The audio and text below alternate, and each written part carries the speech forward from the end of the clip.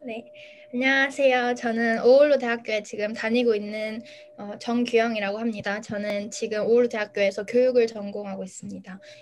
저는 오늘 오울루 대학교 소개를 맡았는데 대략적으로 아주 그냥 오울루 대학교 어떻게 생겼나 이렇게 보여드리고 그리고 내부 조금 보여드리고 제가 공부하고 있는 점이 왜 제가 이 공부에 굉장히 열정적인지 조금 소개해 드리려고 해요. 우선 선장쌤께서 아까 핀란드가 어디에 위치했는지는 말씀을 드렸는데 오울루에 대해서 잘 모르실 것 같아서 또 지도를 가지고 왔어요. 오울루는 핀란드가 이렇게 긴데 그중에 이렇게 중간쯤에 있고요. 그래도 상당히 북부죠. 지구 전체를 생각하면. 그리고 저는 이제 오울루 대학교에 다니고 있고 바로 학교 바로 옆에 살고 있습니다. 이제 그 아파트 바로 뒤에 있는 호수인데요. 운이 좋으면 이렇게 학교 그냥 바로 근처에서 오로라를 볼 수 있는 위치입니다. 또 오울루가 유럽 2026년 유럽 문화의 수도로 선정이 되었어요. 그래서 또좀 뜨고 있는 도시라고 할 수 있겠습니다.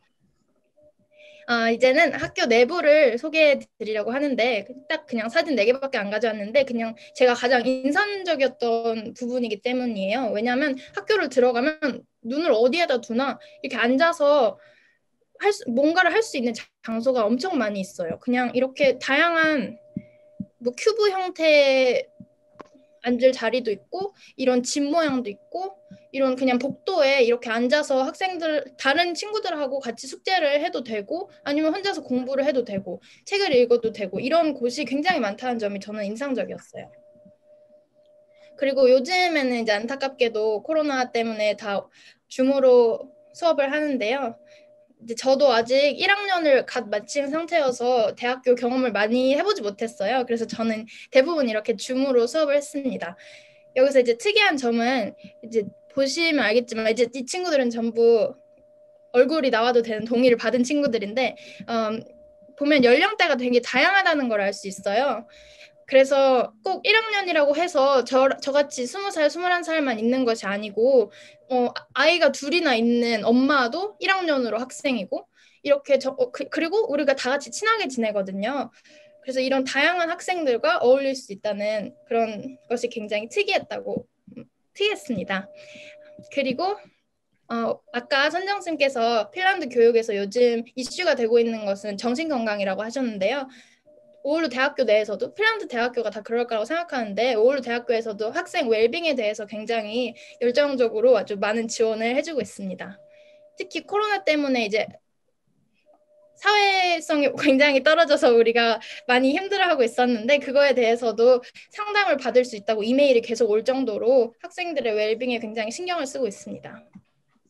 그러면 이제 구체적으로 간단히만 소개 드릴 거긴 한데 제가 배우고 있는 과에 대해서 좀 소개를 해드리려고 해요. 정식 면칭은 Intercultural Teacher Education이라서 저는 번역을 다문화 교사 교육과라고 하기는 했지만 저희는 이제 교육 세계화 그리고 다양성, 윤리, 지속 가능성, 사회 정의 등 되게 폭넓게 배우고 있고요.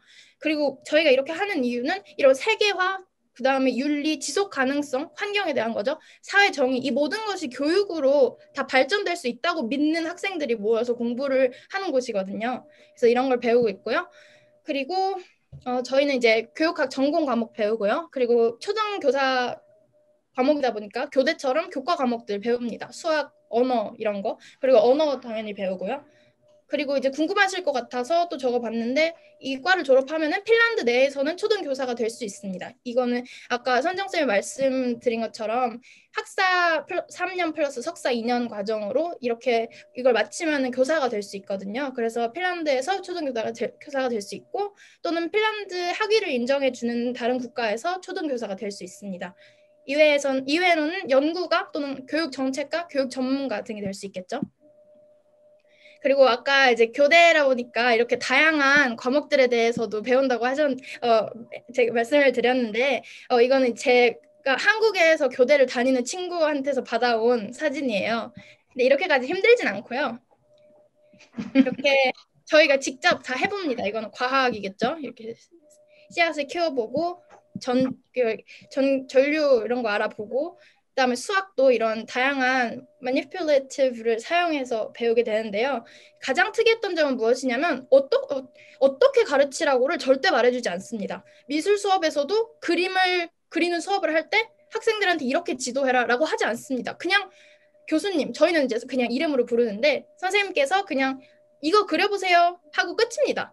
그냥 우리를 초등학생처럼 대하면서 그렇게 수업을 받는데요.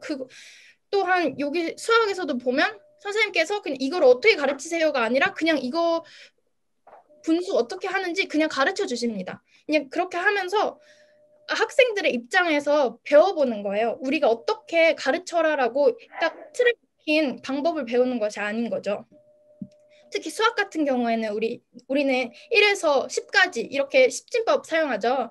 근데 수학에서 이제 우리가 학생들의 입장이 되어봐야 하는데 우리는 그게 너무 쉽잖아요. 그래서 초등학교 1학년 학생들이 어떤 어려움을 겪는지 알 수 없어요. 그래서 오진법을 우리한테 설명해 줍니다. 그러면 우리는 굉장히 익숙하지 않기 때문에 너무 어렵거든요.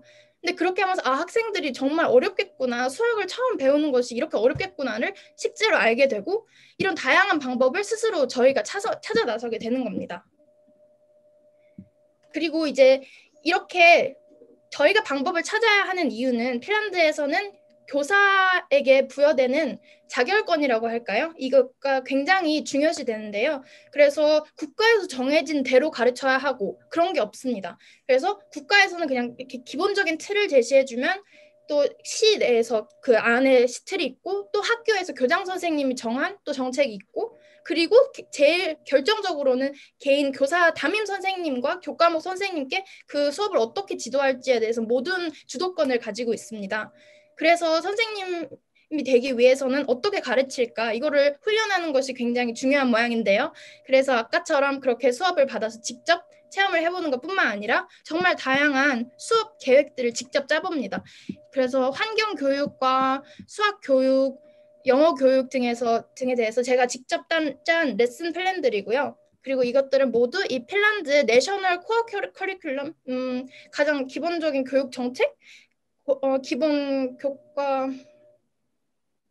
교육과정 2014년 버전에 네, 그거에 베이스를 두고 이런 거를 배우게 됩니다.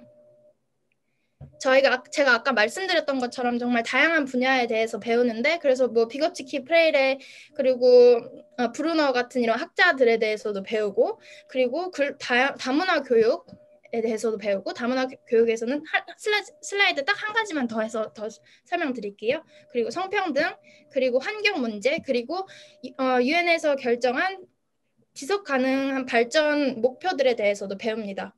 그 이유는 이 모든 것을 우리가 양질의 교육으로 이 모든 것을 해결할 수 있다고 믿기 때문입니다. 다문화 교육에 대해서 설명을 해드리려고 하는데요. 이것은 한국의 다문화 교육이라고 검색하면 나오는 이미지입니다. 이거는 그냥 제가 그냥 핀란드 초등학교 교실을 하나 사진을 가져왔는데요. 여기도 보면은 다문화 학생들이 있습니다. 우리가 다문화라고 부르는 학생들이 있습니다. 여기서 다른 점이 무엇이냐면 한국에서는 다문화 교육이라고 할 때 그냥 다른 나라의 문화를 배웁니다. 그리고 그 문화라고 하는 것은 그냥 정말로 그냥 고정관념적인 아주 뻔한 그냥 뭐랄까 지금의 문화는 아니지만 전통을 문화라고 말을 하면서 그렇게 가르칩니다. 이것을 핀란드에서는 그냥 관용적이라고 할까요? 이거를 톨러런스 인터컬처럴 에듀케이션이라고 하는데 그냥 정형화된 문화를 그냥 책이나 이런 활동을 통해서 그냥 습득한다. 그냥 그렇구나 이렇게 배운다. 이렇게 말을 합니다. 그리고 그것이 약간 소극적인 다문화 교육이다라고 말을 합니다. 근데 이제 단계가 있는데 수용적인 다문화 교육이라고 해서 커리큘럼 자체를 바꾸지는 않지만 다문화의 관점을 좀 다양한 교과에 접목시킨다. 이런 수용적인 면이 있고 또 변화적인 다문화 교육이라고 해서 다른 문화의 관점을 좀 이해해보고 비판적인 사고를 해보는 그런 단계가 있고요. 마지막으로는 사회 단계라고 해서 이 앞에 말한 두 가지를 합쳐서 그리고 또한 사회 문제에 대해서 학생들이 직접 알아보고 사회 문제에 학생들이 직접 참여하는 그런 활동들을 하는 것이 핀란드가 지향하는 다문화 교육이라고 할 수 있겠습니다. 예를 들어서 스웨덴의 그레타 툰베리라고 있죠. 환경운동가 학생인데요. 그 학생이 그런 학생들을 이렇게 수용해주고 그런 것들이 인정되는 것이 바로 핀란드의 다문화 교육이자 지향하는 점이라는 겁니다.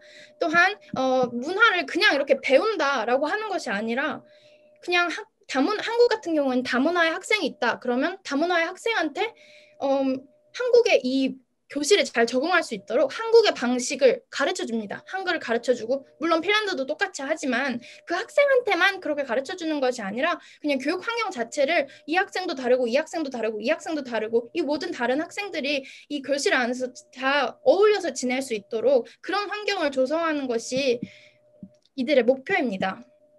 그래서 보면 따로 물론 이 학생들이 만약에 다문화의 학생들이 언어 문제를 겪고 있다면 도움을 주겠지만 그것이 다문화 학생이라서 그런 것이라기보다는 그냥 이 학생이 핀란드어에 부진하다 그러면 당연히 서포트가 들어가고 약간 이런 개념이라고 저는 이해를 했습니다. 제가 굉장히 짧게 준비했기 때문에 여기까지인데요. 이거 화살표가 잘 안 맞았네요.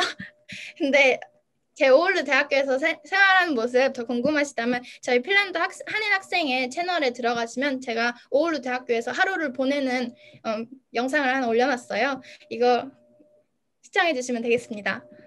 감사합니다.